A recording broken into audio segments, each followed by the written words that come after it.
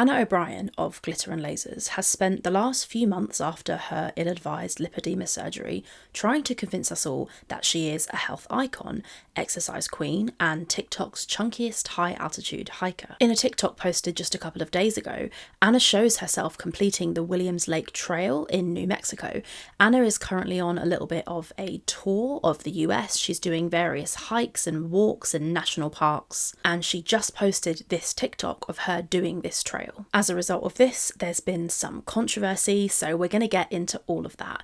But first, let me show you the trail. So this is a screen grab from this website, All Trails. It shows it here, Williams Lake Trail. It's got 4.8 stars on 3,900 or so reviews, which is quite good. It calls itself moderate, claiming that the length is 6 kilometers with 306 meters of elevation gain. For your information, that's around about 1,000 feet of gain. So that means from where you start to where you finish, you increase about 1,000 feet in altitude. This website reckons it takes around 2 hours-ish to complete. Obviously, nobody is expecting Anna to complete it in that time, of course, and it would be ridiculous to think that she would. It is true that the hike ends at around 11,000 feet above sea level. You can see they have this cute little sign at the top that you can stand next to and take photos when you get there, and we've seen Anna standing there in the TikTok. We're going to watch most of Anna's TikTok. I'm going to show you little parts of it, then have some discussion, then show you a bit more, so I'm not going to play the whole thing all in one go. So we'll start with the first bit of the TikTok where Anna is discussing the altitude. Today I'm really pushing myself. I'm doing the William Lake Trail in Taos, New Mexico. This trail's gonna be really hard for me for 3 reasons. 1, it's the highest altitude I've ever done, and it starts at 10,000 feet. 2, it's an aggressive climb up. It's about 1,000 feet up in about 1.5 miles. And 3, I'm going it alone, so I don't have anyone to help me get through this. I've got to do it by myself. I'm going, I think even higher than that. I'm not 100% sure. 1 mile down, Gatorade break. So at this high of an altitude, you're actually at risk for altitude sickness. So hydration becomes incredibly important to survive. We are so thin that I'm out of breath like every couple steps. So I have to stop, really catch my breath and keep going. But right now I'm at 10,500 feet. So she's right that the hike does seem to increase in elevation over quite a short period, but according to what I've seen, there are parts of the walk that are quite flat as well. It's also worth bearing in mind that when you're at altitude, it's about how fast you go up. And it seems like Anna has already been in the area, which is around, I think, 7,000, but I've got this from memory, so it could be wrong, feet above sea level already. So she's somewhat accustomed to the slightly higher altitude, but I don't think anyone's trying to take away from her that she did do some relatively high altitude hiking, and that's cool and valid. The internet assures me that this hike is supposed to be relatively easy, with people who are less unfit being advised to take regular breaks, but it doesn't say anywhere, don't do this if you're not, an advanced experienced hiker. When Anna posted this TikTok, this is what she wrote. So this is the caption from TikTok. She did also post it on Instagram. We'll cover what she put on Instagram later. So she writes, "This was my first hike over 8K, the height at which people can experience serious altitude sickness, and I did it 100% alone. It's true that you can experience high altitude sickness. It's not necessarily true that it's serious altitude sickness. That occurs a little bit later. We'll also get into that in a second." Anna writes, "The Williams Lake Trail in Taos is technically 3.7 mile out and back, but if you add the walk to the trailhead and a saunter around the lake, you're looking at more like 5+. I don't know how accurate that is. I'm very convinced that Anna wants to make it seem like she's done more than she has, which in this situation I don't think is necessary, because the walk she's done is, it's cool." She says, "This hike literally took me forever to do. I had to keep pausing to allow my body to acclimate because I did not want to get sick from low oxygen levels. Hiking at 10K plus feet is no joke. Pushing too hard too quickly and failing to keep properly hydrated/fueled could have not only given me altitude sickness, it could have triggered my autoimmune conditions to flare. Getting to the top by myself was proof that everything I've been working to learn and do was starting to open up. Things I could never have imagined doing, I've been able to do. Here's to many more adventures on mountains in the sky." So I did a bit of fact checking, and yes, it looks like altitude sickness can affect people from 8,000 feet up. I don't want to get too bogged down into the altitude sickness chat, because the truth is the side effects of altitude sickness affect different people differently at different heights. But according to the NHS website, just so you know, symptoms of altitude sickness are these: a headache, loss of appetite, feeling or being sick, feeling tired or exhausted, dizziness, difficulty sleeping. Now I note that these things can occur from altitude sickness, but lots of them could also just occur from being significantly overweight and doing a lot of exercise, which is what Anna is doing in this TikTok. So it's quite possible that Anna wouldn't truly know if she was experiencing altitude sickness or if she was just experiencing being fat and doing heavy exercise. I do think that there is a kind of dramatic feeling in the TikTok of like, oh my God, you know, the high altitude is so bad, and it is a little bit grating, but fair enough. The altitude can affect people. I found this website that shows the effects of altitude on our bodies. I'll put it right here. So it shows the different heights and roughly how it might affect people. So 2,500 meters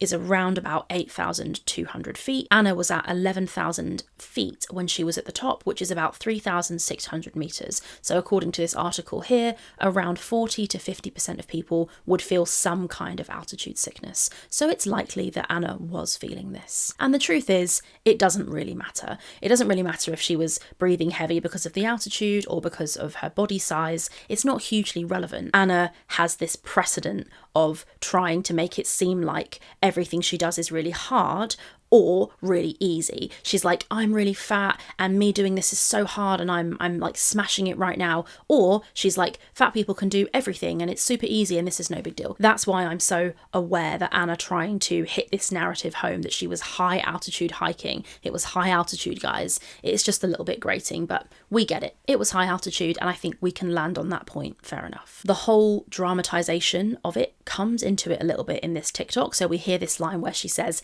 hydration becomes incredibly important to survive. So at this high of an altitude, you're actually at risk for altitude sickness. So hydration, it becomes incredibly important to survive. Which is quite funny. I think this word survival kind of makes me chuckle because it makes me imagine her like climbing Everest. And I feel like she's almost trying to draw parallels here between this frankly glorified walk that she's going on and like other actual serious climbs where the risk of survival is actually a factor. It's just classic dramatic Anna. To be honest, probably the biggest risk to her in this entire climb wasn't the altitude, but was in fact her possibly falling over and rolling her ankle or something and then not being able to get back down, and then night falls and it becomes dark and cold. That's far less dramatic and interesting than her getting really sick from altitude sickness and risking her survival, but actually the more dangerous thing is her facing some kind of injury. As I've said, the altitude talk is not that important. I think that we can be prone as reactors to see holes in every single thing a person says, especially when we know that they're prolific liars like Anna is. So Anna keeps on walking. A half mile from the lake, the altitude is really rough, but I'm determined to make it. I know this looks super simple, but high altitude hiking is no joke. I freaking made it.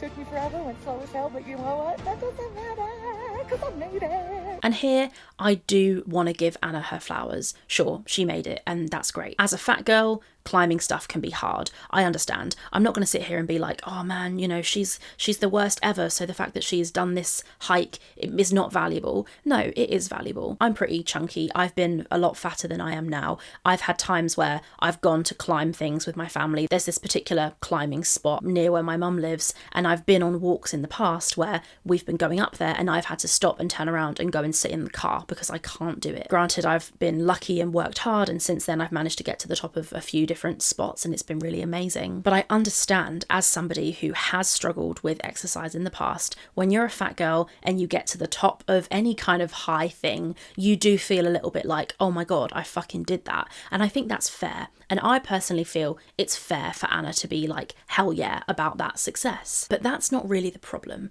The problem here is what Megan Ann describes in one of her videos as Anna's corporate positivity. With peace and love, Anna is the embodiment of toxic positivity. After listening to most of her book, which we're going to talk about in the next section, and just having followed her for such a long time, it's like abundantly clear that Anna wants to portray herself as like the happiest, most unbothered version of herself, and kind of always needs to let people know how great her life is. You look at my image, it's joyful, it's happy, it's inspired. I'm living a great life. Which like normally would be fine because that's like what influencers do. Like social media is not real and I get that. It's literally all she portrays, with the exception of a few videos where she opens up a bit more. And with the exception of those videos, she comes across as very like corporate positivity. Like if you ever worked a corporate job, you know what I'm talking about. And it's very fitting because most of her content, at least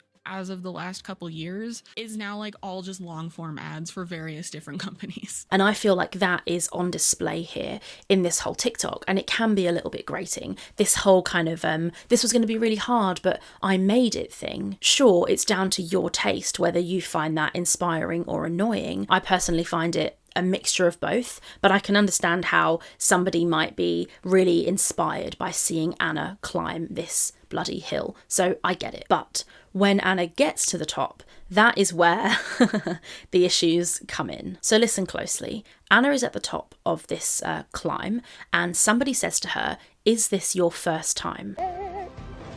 No.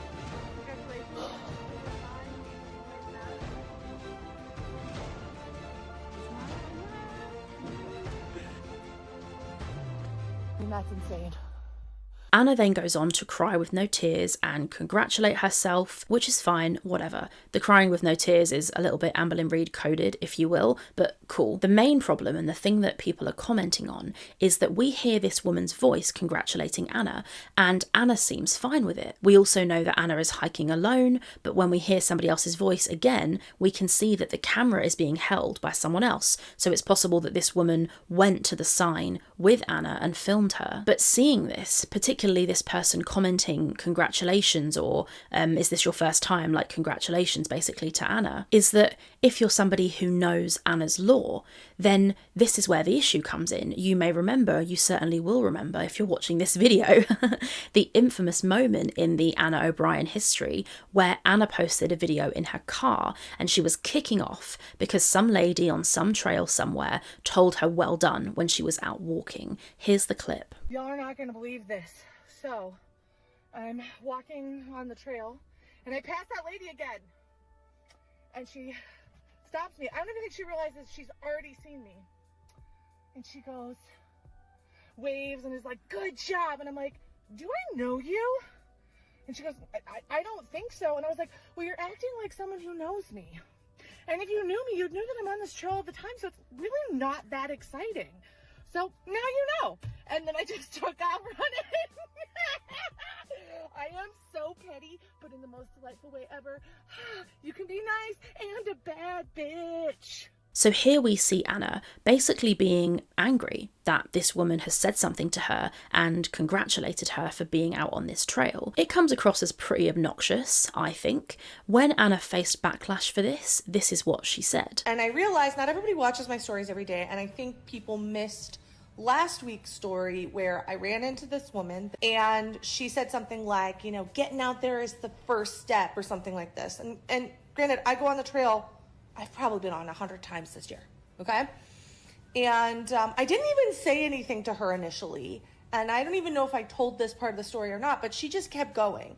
And she kept saying things that just implied that I was really out of shape. And then she wanted me to thank her for that. And it was really, really awkward. I had had a really bad day and I burst out into tears and I was like full on crying. And I'm not a person that does this. I've never had this type of interaction on the trail before. And people have said weird things to me before. And the fact that she didn't remember that interaction and approached me the exact same way is why I said what I said. Now, after learning that, if you're still disappointed in me, I would kindly encourage you to unfollow me because I am proudly setting my boundaries this year. And that woman crossed those boundaries once, and I wasn't about to give her the opportunity to cross them again. I come to the trail for two reasons: to feel the strength of my body and to find peace. And I am not about to let somebody take that away from my active lifestyle. Those things are important to me. And I didn't do it in a way where I made fun of her. I didn't do it in a way where I hurt her, but I did do it in a way to remind her that we had already had a conversation and it had already made me feel uncomfortable and that I had no need or want to have that conversation again. And there is, in my mind, nothing wrong with that. Now, everything is based on opinion, so if you disagree, that's super cool. I'm just not the creator for you because this is how I live and I have no regrets for what I did. So I think as well as coming across as insensitive, the main vibe that I get from Anna here is just defensive. It's just plain old defensive and insecure. She also has this funny bit where she says something about the woman saying that she is really out of shape, which is odd because it's objectively true. Anna is out of shape. I am out of shape. I'm not putting a moral value on that, but I'm saying that it's a true statement. I think it's just really clear from the way that Anna's responded and the stuff I've just played. Anna is so defensive, and she takes things to heart. She's sensitive to everything that somebody could be sensitive to. I think that she is purposefully offended almost, and I almost wonder if it's because she wants to maintain a kind of victimhood. Anyway, with this in mind, when people saw this TikTok, everyone kicked off. They were like, Anna, what the fuck? Because not only was she totally fine in this instance when she did this climb at being congratulated, but she actually used this happening to effectively brand the video. So when she posted this video to Instagram, she wrote, cross hiking at high altitude is off my live life big bucket list. This was my first hike over 8K, the height at which people can experience altitude sickness, and I did it 100% alone. And then this is the key part. I got to the top and people cheered me on and directed me to the altitude marker. Then they offered to take my picture. I talked to so many people on the trail that reminded me how much I love the hiking community. And some of that is fine. The part that's really strange is I got to the top and people cheered me on. And she's fine with that. That is the issue. So people are saying, you're being a hypocrite. How come in this situation you're completely fine with being congratulated when you're out, and yet in the past you've been an absolute dick about it and been insanely defensive about it? It comes across to me as Anna only wants praise when it's on her terms. She wanted the branding of this hike to be, it's really hard. The theme, in my opinion, of the content piece of the TikTok is fat girl achieves difficult thing. And that's why she banged on so much about the altitude. And I think that's what the brand is now. She's this fat girl who's, struggling against being fat, but doing it anyway because it's really hard and she's really strong. And I think back a year ago when the first instance of this happened, she was more into body positivity and health at every size. And she was basically saying big bodies can do anything. It's just as easy for us as it is for anyone. It's no big deal. A walk is a walk. It's a non-thing. So what that shows to me is that she contrives her response to effectively the same stimulus, depending on which emotional outcome she wants in the viewer. It feels fake. It feels icky. Anna responded in these Instagram stories, which were quickly deleted. God bless the farms who see and remember all. So here they are. Anna responded in 2 parts. I don't know if I'm going to leave this up, but I just need to say it. I just need to get it out of my system. About a year and a half ago, maybe even longer at this point, I was training for a 5K, and I can't remember if I was running or walking. In fact, I can't remember much about the situation. She was walking. She's actually never run. In fact, we know from her training to complete the 5K, when she did that sponsored video, that in fact she can't run. I will also say that it's amazingly powerful to claim that you can't remember what you said when you're trying to avoid being held accountable for it. Forgetting is a very good way of getting out of being held to your own standard. But I digress. Carry on, Anna. Other than a woman said something to me along the lines of, good job for getting out there, and it made me feel to the point where I actually cried. That is the way it was said to me. It was not positive. It was very down talky. Now, you just heard Anna say that it was very down talky, but what we forget, well, what I think Anna forgets, I don't forget it, is that the internet is forever. We have the clips of how she described this happening in the first instance. And as I've just shown you, when Anna first told us about this, it doesn't sound down talky at all. So Anna says that she waves and that the lady says, good job. So that's what this woman, who, by the way, I believe to be fictitious, allegedly said. But now Anna wants to twist the narrative and frame it as this woman being condescending and rude. I don't think there's anything rude or condescending about a wave and a good job. I actually think it's Anna's responsibility to manage how she receives what this person said. It doesn't sound like it was overtly rude. I don't think so anyway. I agree and understand that maybe it's best to not say things like this because people might get offended. But as the person who's receiving the comment, you don't need to be a dick about it. So now that in this TikTok, when Anna gets to the top of this climb, she suddenly doesn't want to take the comments that way. She suddenly wants to take them as celebratory because she agrees that what she's doing is hard. So on this occasion, she's completely fine with being congratulated. And that is just so interesting to me. Anna goes on in this response video. And I talked about this on stories. And then the dum-dums of the internet picked this up and said, oh, she's an ungrateful fat person, because of course we should be grateful for any time somebody compliments us for doing big shit that everybody does, and people take walks regardless of their size. But anyway, now they are coming back to me now because I was like, yay, they cheered me on for making it to the top of the mountain, not realizing that hiking at high altitudes is not something that everybody does. And it's something to be celebrated regardless of your body size.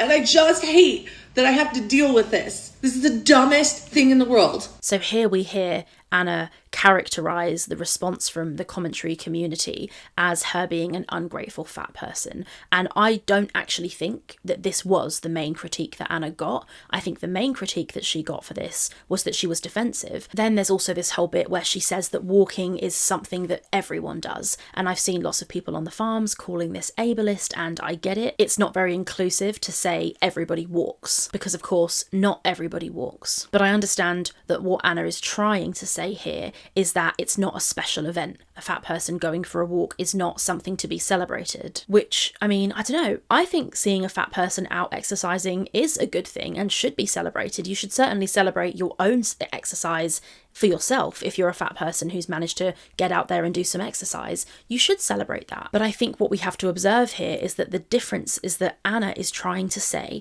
that this particular walk was high altitude. This particular walk was different from that walk. And this is the key difference, which Anna feels makes it completely fine that she's been a bitch to the first lady, but then she's been completely happy with the response from the second lady. These two people did exactly the same thing. They congratulated her for being successful at a physical activity. The crux is that somebody congratulated you on both occasions, but when it suits the story that you're trying to sell, then it's fine. But when you're a victimized fat girl who's walking just like everyone else, then it's not fine. The actions of the people that Anna is encountering are the same, but Anna's own mindset is different, and I think that that is so hypocritical. All she had to do in this response was go, oops, yeah, haha, guess I changed my mind, guess I wasn't fine with it then, and I am fine with it now, people change. What I notice from all of this, and the upshot, is that I think what Anna actually wants is to have her own reality validated by other people. As I've said, the actions of the people that she's encountered are basically identical, but she's completely fine with it only when it validates her own reality and the story that she's trying to tell TikTok and also probably herself in her head. And I think that's quite toxic. When you're only okay with other people's actions because they validate your mindset, then you're basically just begging to live in an echo chamber. And I think that's what Anna wants. She heavily modifies her comments. She kicks off when people on Reddit get annoyed. I think she probably lurks on Reddit and on the farms, and she gets mad at them as well. If someone's like, oh, you're an ugly fat cunt, then you're just, all right, cool, whatever. You ignore that. But if people are giving you like a fair, level-headed feedback, you need to take that on the chin. And I think that that is what Anna should have done here. She should have said, yeah, you know what, you're right, I probably was a bit of a dick to that woman. So after this, Anna then responded to some more criticisms about another TikTok, one that she had posted a day or two earlier, where she goes on this 10-mile hike with this guy who she met at the wellness retreat that she went to recently. Also, just to quickly point out, Anna claims, and I did get this from the farms, so credit to the person who noticed this, I did not notice this, but Anna says in the TikTok that she makes about the wellness retreat that nobody at the wellness retreat knew she was a content creator because she wanted to just be Anna. But in this TikTok that she films, she goes with a guy who I believe works at the wellness retreat. So which is it? Do they know you're a creator or do they not? Because this guy's filming Anna on this walk. So obviously they do know she's a creator. That could be an error. There could be some other explanation for that, so whatever. I'm not going to stick on that for too much. There are a couple of issues with this TikTok. One of them was that it literally comes across as an undisclosed ad for Uncrustables. I have no idea if it is or not. Mile 6, another Uncrustable. But I'm on top of a pretty big mountain right now. 1,600 feet up, something like that. 6,000. Oh, 6,000. Whoops. Over about. Let me show you. It's pretty beautiful. I I think that this is just Anna literally giving herself highly processed incentives the whole way through the walk. But people have been wondering if this video might have been filmed on different days, because there are a couple of inconsistencies with the TikTok that I just showed you. And once again, like the first video that I mentioned, there's just this sense of disingenuousness, which I don't even think is a word, but a sense of insincerity behind the content. You get the feeling that this person is on a PR campaign to get you to believe something about them. So we know that Anna is on a one-woman bloody rampage to convince everyone that she's super active and healthy. Shocker, she isn't. But some people think that in order to do this, Anna is stitching together multiple clips to try and make it look like one day. The reason some people think this is partially down to the shorts of the guy that she's hiking with. So when she starts the TikTok, she introduces herself and this guy, Alan. We see that Alan is standing there and he's wearing these long shorts. So we're going to get into the shorts theory now. Okay, so Alan's wearing these long shorts. You can see the length of them. They look like they go past his knee by a fair amount. And then a little bit later in the TikTok, you can see him sat down beside Anna, and suddenly the shorts look a lot shorter. I'll put both of the pictures here. Comparing this one to this one, you can see like, those shorts do look different. Now it could be the angle that Anna films him from when the shorts look long is almost a downward angle, so it looks like the shorts are longer. And then when he sat, a lot of men will pull their trousers up when they sit so that they're not uncomfortable. So it could be that it's that. It could be that the material is just rucking up. I really don't know. There's also the length of the zip. So you can see this, I can't believe I'm even talking about this, but you can see on his leg, the length of the zip on one side is really long, but then when he's standing, the zip is much shorter, but granted it's the other leg. Some people think that this shows that these were filmed on different days. I really can't tell. I can't imagine how much material I laugh at myself. I can't imagine how much material on this random guy's shorts would ruck up if he pulled them. I really don't know. I will leave that to you to decide. I've gone back and forth on my opinion on it. So Anna was, as ever, in my opinion, butthurt by people on Reddit trying to catch her in lies. And so she posted receipts of her walking this distance. People were saying that she hadn't actually walked 10 miles. So in order to prove that she had, she dug herself in an even deeper hole. She shared these two screenshots. They were very, very quickly thereafter deleted. Obviously, we've got them. So here they are. Anna shares this one here, which is the walk itself. And you can see here that it took her 9 hours and 13 minutes. Or is that 10 hours? The elapsed time is 10 hours, but the workout time is 9 hours, not sure, to walk 9.81 miles. So she shares that. She also shares this, which is the way that she walked and the direction and everything.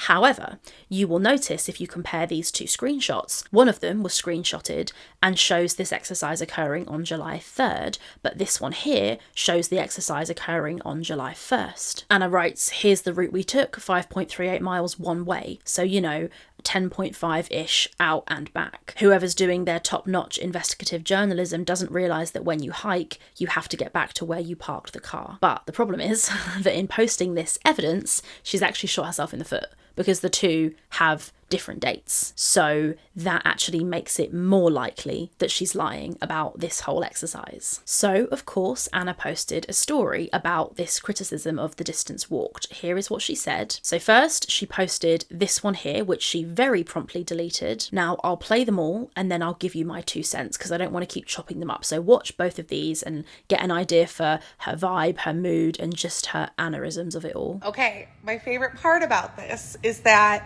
this person legitimately felt like they caught me in a lie and oh my gosh, she's so bad.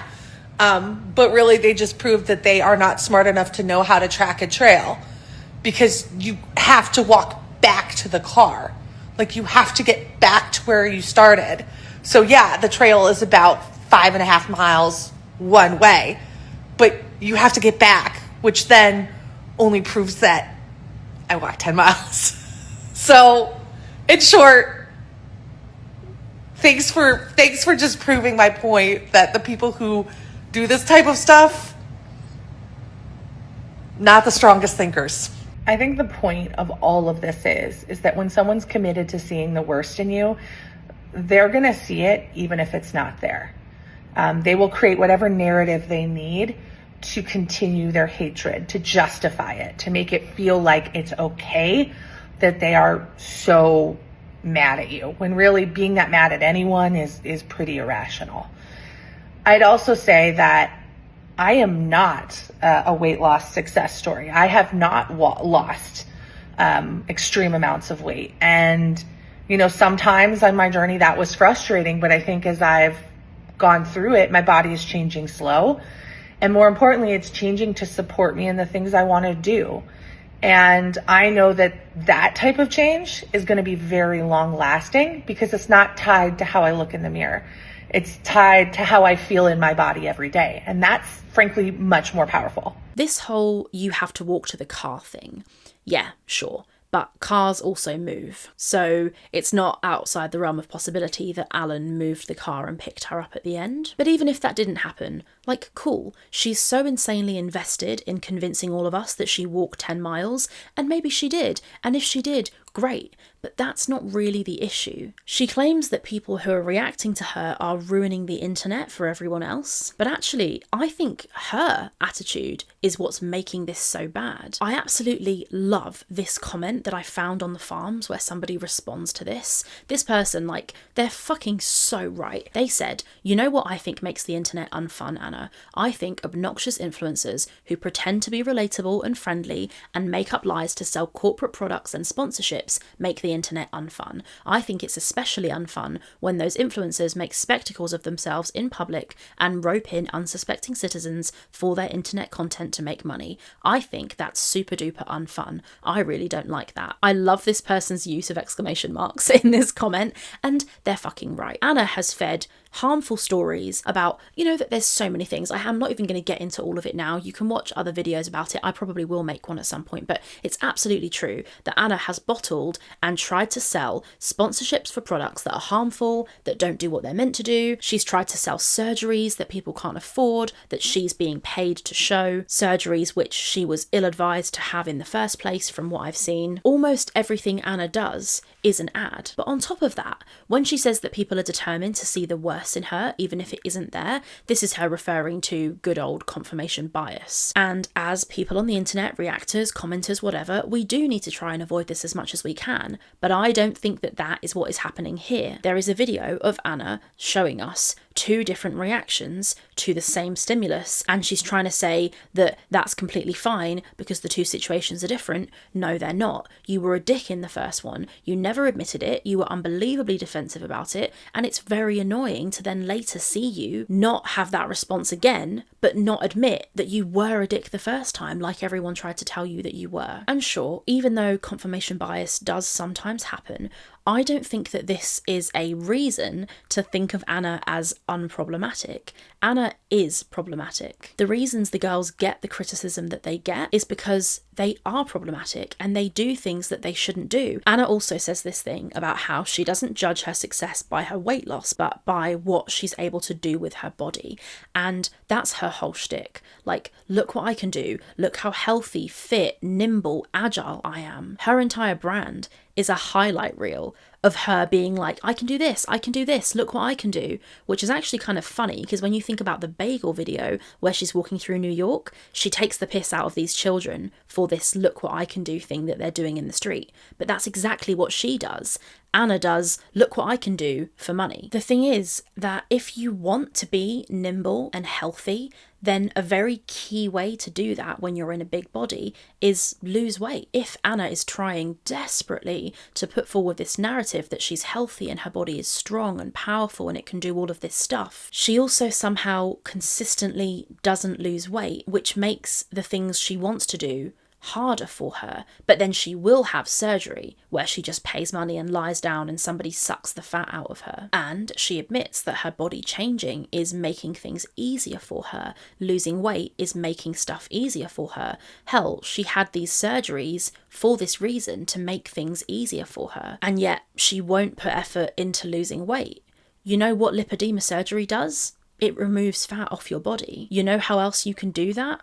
Diet and exercise. Granted, I understand that some lipedema fat is very stubborn and hard to get off, but multiple studies have shown that general weight loss also helps with lipedema. I just think that Anna is so unbelievably fake, disingenuous, and it's infuriating. At the end of the day, she is a content machine. Making small things into big things is the job. And I think that's partially why we get this kind of fake positivity facade with Anna, because she wants to make every small thing into a big thing so that she can grab that content moment. Thanks for watching. If you want to see more Anna content from me, then let me know. Let me know what sort of stuff you want to see. I've got a foodie beauty update coming very soon. Anyway, I'm going to leave that one there. I really appreciate you guys' time, and I will see you in the next one. Bye.